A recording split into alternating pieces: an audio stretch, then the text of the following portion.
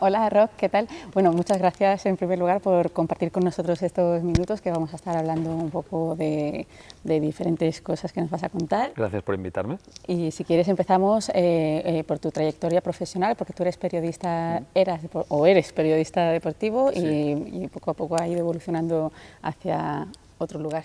Claro, yo me licencié en Ciencias de la Información, o sea que soy periodista, hasta que no me quiten el título lo soy.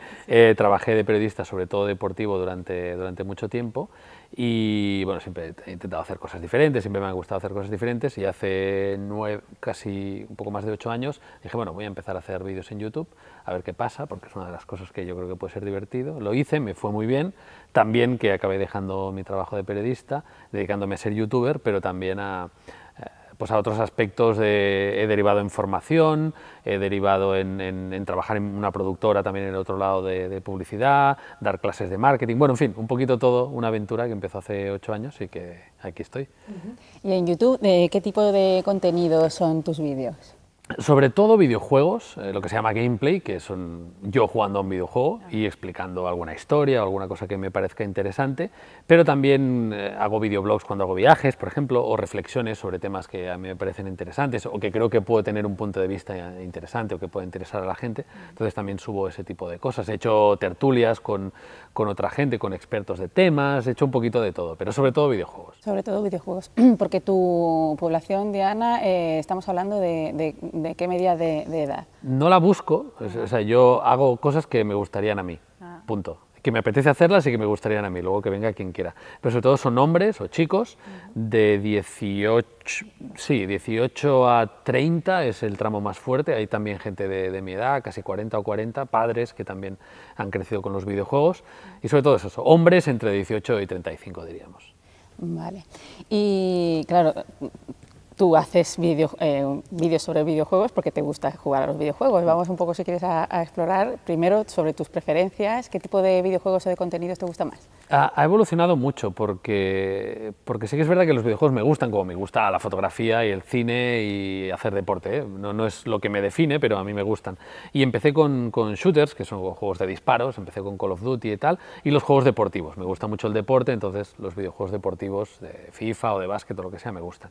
Entonces empecé un poco por ahí, pero a partir de ahí y de conocer a gente a través de YouTube y tal, me han ido interesando otro tipo de juegos, también mis necesidades, al tener ya una familia, menos tiempo, juego mucho menos ahora que me dedico a esto que cuando era mi hobby, ¿no? Antes trabajaba y a la que acababa de trabajar jugaba. Ahora juego mientras trabajo, luego, en fin, es más complicado, ¿no? Y entonces he ido, no diré refinando el gusto, porque todos los videojuegos están bien y no hay mejores o peores en cuanto a categorías, pero me gustan más juegos cortos y sobre todo juegos que exploren las mecánicas y que tengan un mensaje. Es decir, el videojuego tiene algo muy importante que es la interactividad, es decir, eres tú que haces algo, es un producto cultural, pero no es como una película o un libro que tú lo lees y ya está, sino que tú eres quien ejecuta las acciones y a veces hasta con poder de decisión y eso nos influye de otra forma emocionalmente. Entonces, los juegos que pretenden tener un mensaje o que transmiten emociones que solo pueden transmitir ellos por este factor son los que más me gustan y cortitos, porque no tengo mucho tiempo. Entonces, como hay videojuegos de todo, este tipo de videojuegos a mí me encantan y me llenan mucho y son lo que me motiva más a jugar, aparte de videojuegos deportivos que me encantan. Vale, entonces estabas hablando de que hay estos videojuegos que te gustan a ti, que son cortos y que permiten interactuar. Entonces, ¿qué otro tipo de habilidades pueden desarrollarse a través del juego? Claro, en videojuegos se puede hacer todo, se puede aprender, hay juegos educativos, se puede mejorar la coordinación entre los ojos y las manos, por ejemplo, se puede aprender cultura. Yo aprendí, parece tonto, pero es así, aprendí inglés a base de jugar a videojuegos porque no estaban traducidos en mi época, entonces o aprendías y eso fue una motivación muy chula. Puedes aprender, pueden tener mensajes políticos, mensajes de conciencia social, pueden tenerlos y funcionan muy bien. También hay aplicaciones de videojuegos en cuanto a salud, en cuanto, sobre todo, por ejemplo, niños dentro del espectro autista, pues se ve que los videojuegos funcionan bastante bien por varios motivos. También en temas de salud, la realidad virtual con gente con problemas crónicos de dolor, etcétera, entrenamiento de profesionales de todo tipo, en fin, los videojuegos permiten un abanico muy grande de posibilidades y a mí me gusta esta parte también de educación o de plantear otros puntos de vista que a lo mejor no son tan habituales. ¿Y hay algún videojuego que desde el escenario de fantasía o de un escenario que no es real traslade a la vida real valores prosociales, de participación, de solidaridad y se conviertan en proyectos reales en la vida real? Hay bastantes, no tanto exactamente que haya esa traslación directa, pero hay una categoría de juegos que se llama Serious Games, que son juegos serios, que a mí no me gusta la catalogación porque no tienen por qué ser serios, ¿sabes?, por tener un mensaje, pero sí son Serious Games y se dedican a eso, a tener un mensaje potente, político, de conciencia social. Hay muchos, por ejemplo, uno de los que a mí me gusta más se llama This War of Mine, o sea, esta guerra mía, que es sobre el conflicto de los Balcanes. Es un juego de supervivencia, tú manejas un edificio en el que hay 3 o 4 personas y tienes que conseguir que sobrevivan, ¿no? Entonces hay una guerra y si salen pues pueden morir, pero la forma en la que consiguen eso está muy bien hecha. Para empezar, tienes una implicación muy grande con ellos porque tienes su historia, sabes qué les ha pasado, qué han perdido, ¿no? Y el juego no te pone normas morales. Tú puedes salir, tienes que comer. Llegas a una casa y hay dos ancianos.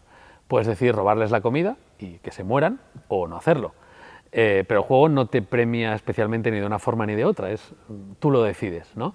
Entonces me parece que es un reflejo de la guerra muy bien hecho. En la guerra hay gente que sufre, que ni es culpable, ni tiene nada que ver, simplemente tiene que sobrevivir, ¿no? Y es un juego que me gusta esa parte de que no te diga lo que está bien, simplemente te plantea el escenario.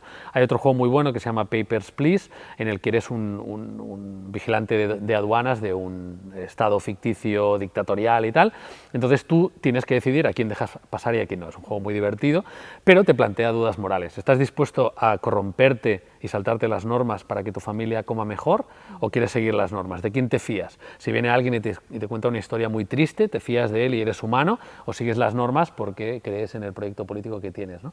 Entonces tienes que tomar esas decisiones y está muy bien hecho. Y como estos hay muchísimos y tampoco va a cambiar el mundo este tipo de juegos, pero sí te ponen una semillita de, pues no lo había pensado. Y tú en los vídeos lo analizas y das una valoración de tu opinión, ¿te mojas en el sentido de...?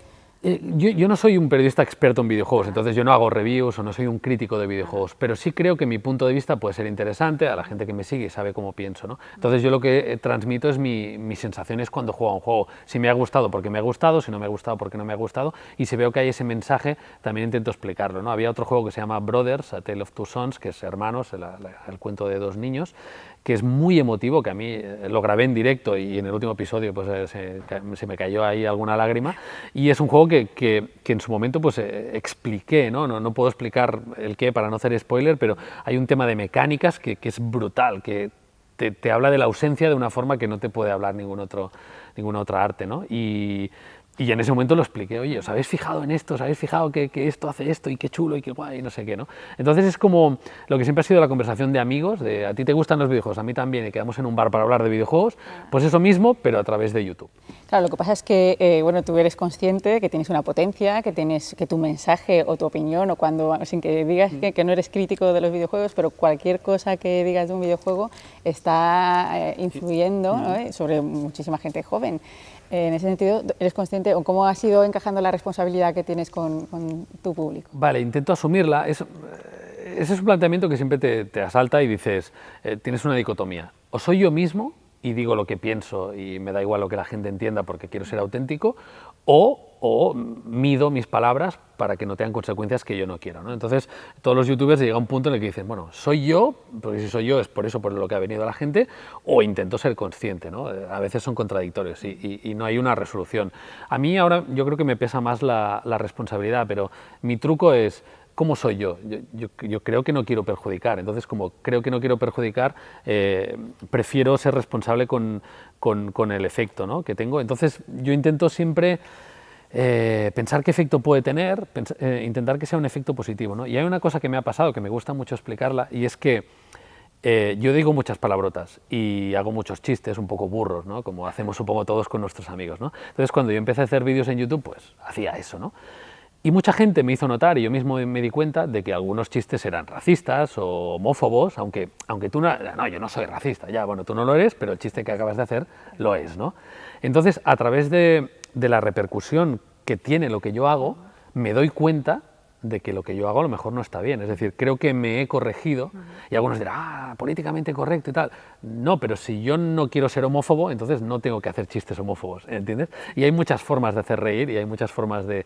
Entonces, viendo mis vídeos, yo creo que se ve una progresión de cambio de tono pensando en esa responsabilidad, ¿no? Y entonces intento también, me hubiera gustado a mí yo de 15 años o de 16 o de 17, que alguien como yo me dijera según qué cosas, ¿no? No la verdad absoluta, no, yo tengo 40 años, hacedme caso, que no, pero oye, ¿te has planteado esto? Porque yo me lo planteé, a lo mejor te sirve, ¿no? Entonces intento hacer esos vídeos que a mí me hubiera gustado ver cuando yo tenía 15 años, ¿no? Y afrontarlo con esta honestidad me parece que es la forma más sensata. Y también en eso supongo que ha tenido que ver tu paternidad. Sí.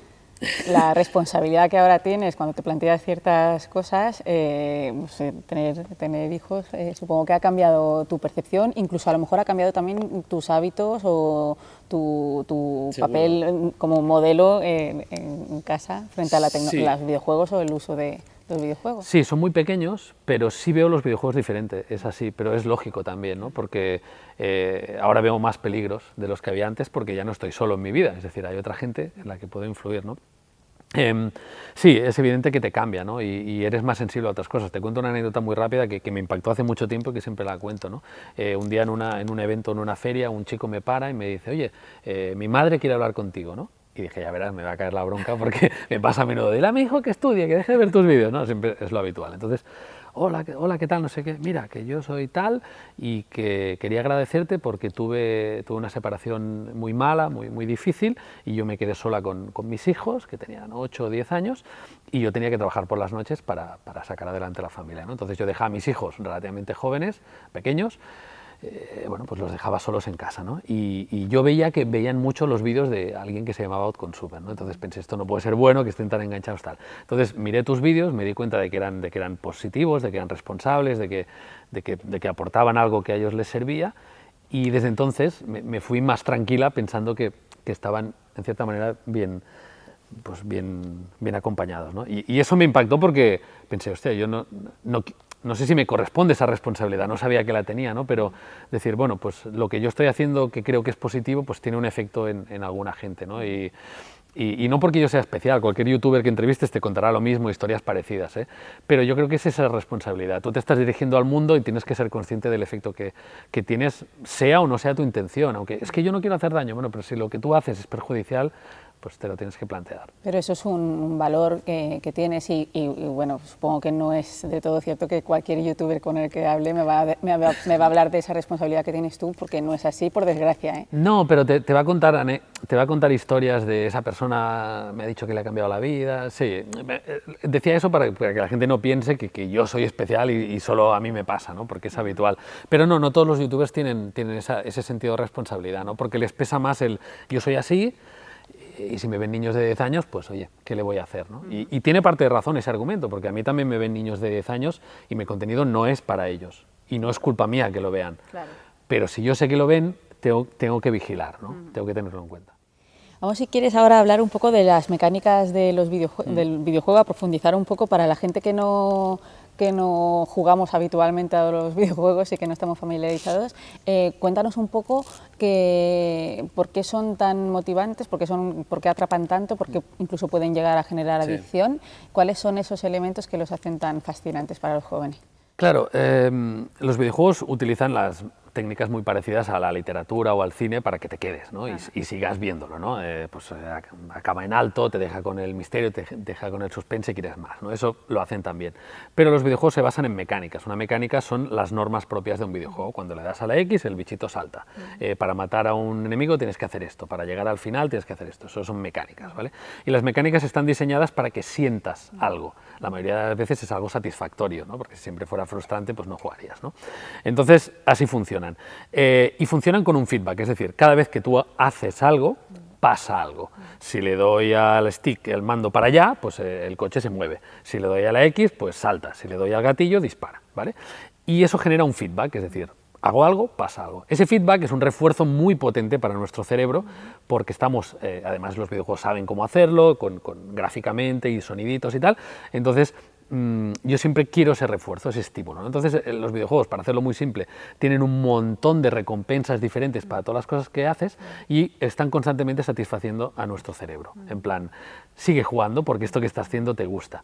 Ahora acabas de matar a un enemigo, entonces tienes 100 puntitos de experiencia. Y si vas para allá, tienes 200. Y cuando llegas a 500, te doy un regalito. Y cuando tienes ese regalito, puedes mejorar tu caballo. Entonces el caballo va más rápido. Entonces puedes llegar a ese sitio que no llegabas. Entonces, constantemente es un refuerzo que no tiene por qué ser malo, pero que muy fácilmente se puede caer en una adicción, o más que en adicción, en conductas de abuso.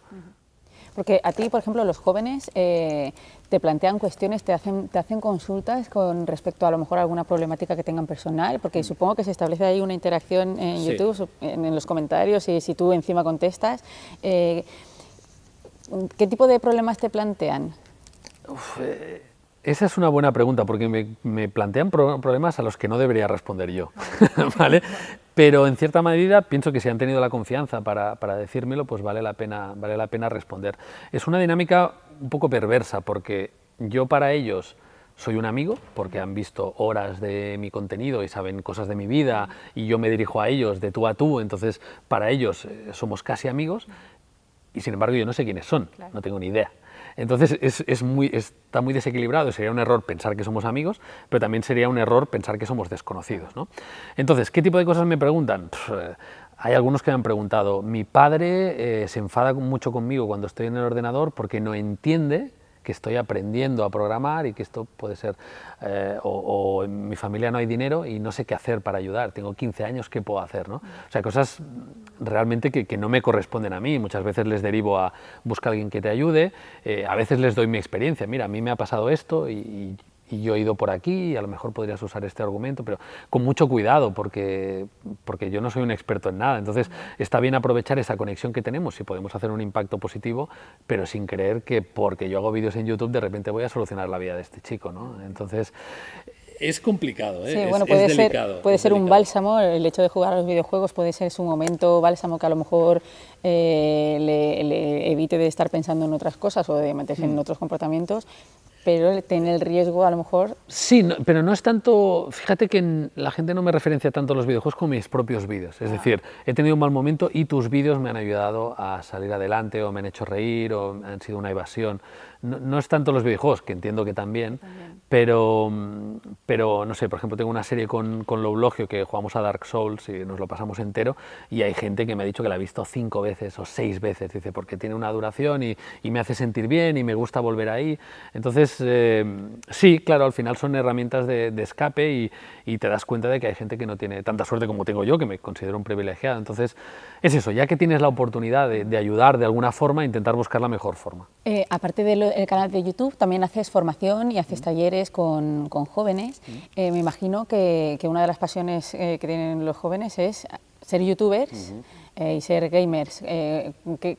¿Cómo respondes tú frente a esas? Sí, la verdad es que les encanta porque piensan, me voy a forrar, voy a ser famoso, voy a hacer lo que me gusta, bueno, esto es maravilloso, ¿no? Y vienen muchos padres también preocupados, ¿no? ¿Qué hago, no? Mi hijo quiere ser youtuber, ¿qué hago? Digo, bueno, si tiene menos de 14 años, no le dejes, porque aún no le toca. Pero si tiene más de 14 años, que lo haga. O sea, yo siempre digo que antes los niños querían ser futbolistas, o hubo un tiempo que las niñas querían ser colaboradoras, como Belén Esteban, ¿sabes? Como quiero ser colaboradora, que eso no tiene ningún sentido. Pero dentro de las cosas aspiracionales, ser youtuber está muy bien porque te vas a cansar enseguida y vas a tener un aprendizaje. Es decir, yo quiero ser futbolista, pues estar 18 años jugando a fútbol hasta que te des cuenta, oye, mira, igual no es lo tuyo, ¿no? Pero en YouTube te cansas mucho antes, porque es muy difícil, porque necesita mucha constancia, porque la recompensa tarda mucho en llegar, porque no le puedes echar la culpa a nadie, porque es duro, porque necesita una gestión de la creatividad, de las emociones. Entonces yo siempre digo que lo intenten, porque van a aprender por el camino, se van a interesar por cosas, van a aprender a editar, o se van a cansar enseguida y se van a dar cuenta de que es difícil. Entonces, que lo intenten, siempre y cuando haya cierta protección y no sean niños de 10 años que se verán totalmente desbordados, que no pueden hacer frente a eso, que van a estar muy expuestos ante compañeros de clase y que son muy vulnerables. Pero a partir de 14 yo siempre digo, adelante, hazlo, que encuentre su propia voz, que encuentre una cosa que los haga diferentes, me parece algo divertido.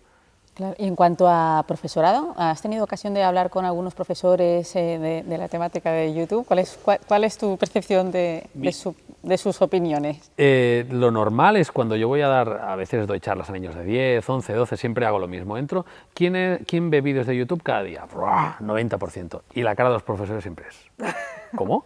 ¿Sabes? En plan, o sea, la vida de estos niños gira alrededor de algo que yo no controlo, ¿no? Ya. Esa es la primera reacción. Ni conozco, claro, no, es que ya no es lo mío, tal, no sé qué, pero luego es verdad que esto está cambiando y es una generalización. El hecho de que me inviten ya implica un interés, ¿no? Claro. Pero lo que me encuentro normalmente es que están muy fuera de eso y que solo ven los peligros, y está bien que vean los peligros, pero les falta ver muchas veces, no tienen la formación o la preparación o la información para verle la parte positiva a YouTube, ¿no? Y los chavales es en plan, yo quiero hacer vídeos a YouTube, vale, perfecto, ven conmigo y vamos a trabajar un montón de otras cosas mientras tú crees que estás haciendo solo vídeos en YouTube, ¿no? Algunos profesores sí que ven eso, ¿no? Algunas veces me mandan un email, oye, mira, he visto tu canal por ahí y mis niños están obsesionados con Fortnite y necesito que un adulto que sea referencia para ellos, por favor, les diga que paren. Entonces, a veces lo he hecho, voy ahí y hablamos de las cosas negativas, ¿no? Pero es una cuestión de que esto ha cambiado tan rápido que los profesores bastante tienen con su trabajo, no quiero desmerecer para nada lo que hacen, no pueden seguir el día a día, pero si lo conocen se puede trabajar muchísimas cosas. He hecho talleres con chavales con la excusa de YouTube y hemos trabajado muchísimas cosas súper interesantes, o sea que se puede hacer, pero claro, el profesorado tiene que estar preparado y y el consejo simplemente es háblales, pregúntales qué vídeos veis y por qué. Y luego se van a dar cuenta de que ven vídeos de un youtuber súper tóxico. Hostia, vamos a hablar en clase de ¿no creéis que este youtuber está haciendo bullying? ¿No creéis que su conducta no es apropiada? O vamos a hablar de temas de diversidad, por ejemplo, ¿seguís a alguien que es homosexual o alguien que es trans y qué opináis? Y eso que os está contando, ¿verdad que no lo podéis ver en ningún otro sitio? O sea, aprovechemos para hablar de muchas cosas a través de YouTube, ¿no? Entonces es una oportunidad, pero claro, tienes que querer. Y para reflexionar de cómo los jóvenes también interactúan en YouTube o la facilidad con la que hacen críticas o arremeten contra, ¿no? con la excusa del anonimato. Tú, por ejemplo, ¿tienes haters? Yo pocos, por suerte. Yo creo que aquí uso la teoría que tiene Loulogio, ¿no? Loulogio, él siempre se dirigía, esto es una mierda, esto no sé qué, era muy así, muy expeditivo, y se daba cuenta de que su público se dirigía a él también de esta forma. Ajá, claro. Cuando él cambió y moderó un poquito su vocabulario, se dio cuenta de que la gente también. Es decir, como tú te diriges al público, es también lo que recibes, ¿no? Entonces, yo como intento ser bastante educado y respetuoso, pues la mayoría de la gente, incluso cuando es crítica, se dirige a mí de esa forma. Pero he tenido haters, he tenido gente, ojalá se muera tu hijo, bueno, muy bien, eres un viejo asqueroso, o sea, sí, claro, pasa. Lo que pasa es que, bueno, luego lo ponderas un poquito, entras al perfil de esta persona y te das cuenta de que se enfada hasta cuando sale el sol, ¿no? Entonces, bueno, o que son niños que no tienen ese criterio, ¿no? Entonces, pero también es verdad que siempre se ha quedado en el apartado online, nunca nadie me ha dicho nada malo en la cara, nunca. Entonces, bueno, pero cuesta porque estás muy expuesto. Santi Millán, el actor, que lo conozco, es amigo mío, y él me decía, la desventaja que tenéis vosotros es que a mí la gente me critica y no lo veo. Es decir, yo salgo en un programa y luego critican en la web del programa y a mí, ¿sabes? Y si alguien me manda emails, pues pasa a través de mi agente y tal. Bueno, no es que no le importe, pero no le llega. A mí, yo subo un vídeo y en el momento que lo estoy subiendo hay un tío que dice, esto es una mierda, y me lo está diciendo a mí, ¿sabes? A mí, con mi nombre Rock, esto es una mierda, ¿no? Entonces, eso está bien porque conectas a otro nivel, pero también es más duro porque estás mucho más expuesto. ¿Y hasta qué nivel de exposición personal te lanzas? Quiero decir, he visto algún vídeo en lo que sí que hablas de tu familia y das algunas informaciones que son tuyas, de tu vida privada. Sí, me guardo, con el tiempo cada vez me guardo más, porque me costó aprenderlo, pero al final lo aprendí, que todo lo que haces público ya no es solo tuyo. Y cuando entiendes eso, cuando te pasa algo, piensas, ¿esto quiero que sea mío o quiero que sea de todo el mundo? Entonces ahí es ese primer filtro que me costó entenderlo y me costó aprenderlo. Ahora sí lo intento hacer. Por ejemplo, con los 2 embarazos de mis 2 hijos, de mi mujer y mis 2 hijos, no dijimos nada del embarazo, era algo que yo quería vivir con mi mujer y vivirlo hasta que nacieron, claro, ya esconder un niño ya es más difícil, ¿no? Pero el embarazo sí lo escondimos porque queríamos disfrutarlo. También hace relativamente poco murió mi padre y yo había hablado de mi padre, había explicado cosas de mi padre, de que estaba enfermo y lo había compartido bastante. Pero en el momento de la muerte dije, no, quiero que sea para mí. No quiero que 10.000 personas con toda su buena fe se metan en esto y lamenten que se haya muerto una persona que ellos no conocían. No quería perder el control de eso y no lo dije. Entonces, yo creo que el precepto, o sea, la norma es esa. Todo lo que quieras que sea solo tuyo, no lo expliques, ¿no? Por ejemplo, sí que he contado cosas de mi vida personal, de problemas que he tenido de salud mental o problemas de otro tipo, o de relaciones personales, etcétera, pero lo he contado cuando yo ya lo he asumido, yo ya lo he digerido, yo ya lo he asimilado y ya estoy dispuesto a explicarlo con un objetivo de que sirva para alguien, ¿no? Y que te sirva a ti también. Claro, pero cuando yo ya lo tengo, ¿sabes? Ya empaquetado, asumido, tratado, superado, entonces es cuando lo puedo explicar, porque yo ya no soy tan vulnerable, ¿no? Explicar una crisis en directo, en público, es lo peor que puedes hacer, porque habrá gente que te quiera ayudar, pero a lo mejor queriéndote ayudar te perjudican, y habrá gente que te querrá perjudicar y estarás en un momento vulnerable, ¿no? Entonces, mi consejo a los futuros youtubers es eso, pensad muy bien qué es lo que vais a decir, porque vais a perder el control sobre ello. A nivel profesional, entonces, ahora mismo se podría decir que lo más importante es... Ya no, yo creo que YouTube es el ancla, ¿no? Me gusta hacer vídeos y los voy a seguir haciendo, pero a nivel de ingresos ni muchísimo menos. Disfruto y hago muchas más cosas como estar aquí, como hablar en estas jornadas que he estado en Valencia, formaciones, poder trabajar en proyectos diferentes, incluso en cargos profesionales, ser presentador de un programa que no es en mi canal, simplemente me contratan para ser presentador. Todas estas cosas me reportan más dinero y me gustan más. Para mí mi canal ahora mismo es casi un hobby, pero sí que es verdad que ha sido la llave para abrir todo lo demás. ¿Y tiene fecha de caducidad? Bueno, llevo mucho tiempo diciendo que sí, pero bueno, aquí sigo. Yo me acuerdo, empecé en 2010 y un año después de empezar me subí a un avión para ir de luna de miel con mi mujer y le dije, bueno, Laia es mi mujer, Laia, cuando vuelva lo cierro, porque ya está, ya he hecho todo lo que tenía que hacer y fíjate, ya han pasado 7 años y aquí sigo, ¿no? Entonces, sí, se acabará algún día, pero no sé cuándo porque me gusta. Hay un punto narcisista de que me gusta que me escuchen, entonces YouTube es una plataforma muy chula para explicar algo que tú crees que puede ser interesante. Algún día se acabará, pero no sé cuándo. Curiosidad, tu nombre, Outconsumer, ¿por qué? Bueno, se lo robé a un amigo, tal cual. Él lo usaba en sus partidas offline. Contento. No, sí, me ha perdonado ya. Sí, sí. Él lo usaba en sus partidas online, me gustó mucho la sonoridad y que no quería decir nada y tal, y empecé a usarlo yo. Entonces, claro, cuando ya fui famoso le dije, bueno, es que ahora ya no puedo cambiar. Me dijo, no hay problema. Viene de una canción de Monty Python, de los humoristas Monty Python, que va de filósofos borrachos. Entonces la canción dice, David Hume could outconsume Schopenhauer and Hegel. O sea, David Hume podía superar en consumo, podía consumir más que Schopenhauer y Hegel. Outconsume, que son dos conceptos, pero él los juntó en outconsumer. O sea que no quiere decir nada. Y eso también va muy bien porque, claro, si te llamas Pepe en YouTube, pues claro, habrá mucha gente que se llame Pepe y será más difícil destacarlo. Y lo has tenido que explicar muchas veces, me imagino. Sí, lo he tenido que explicar muchas veces. Está en mi web, en plan, quien lo quiera saber, por favor, dejad de preguntármelo. Pero siempre es un placer poder explicarlo. Y otra curiosidad que tengo, y si quieres ya vamos terminando la conversación. ¿Cuál es tu personaje de videojuego favorito y por qué? Buena. Ahora me has pillado a pie. ¡Ay, qué susto! Madre mía, qué susto. ¿Qué ha pasado? Se ha fundido un poco, ¿no? Parece. Es muy buena pregunta. Es muy buena pregunta. Te diría... Es que tengo muchos juegos favoritos, pero no tengo ningún personaje favorito, sí. Por ejemplo, Brothers, que he citado antes, los dos, pero claro, son dos hermanos que no tienen mucha personalidad realmente. Entonces, The Last of Us es un juego que me encanta, pero mira, sí, te diré, te diré. Además es un juego hecho aquí en Valencia, se llama Gods Will Be Watching, los dioses nos están mirando, y se llama Burden, el personaje, y es un personaje, sin querer hacer mucho spoiler, que tiene, su nombre ya lo dice, tiene una carga, él siente el peso de la responsabilidad porque él repite una y otra vez los errores, y es un juego maravilloso, y es un personaje que me parece muy acertado, sí, Burden, de Gods Will Be Watching, el equipo se llama The Construct Team y son valencianos. Vale, lo hemos conseguido.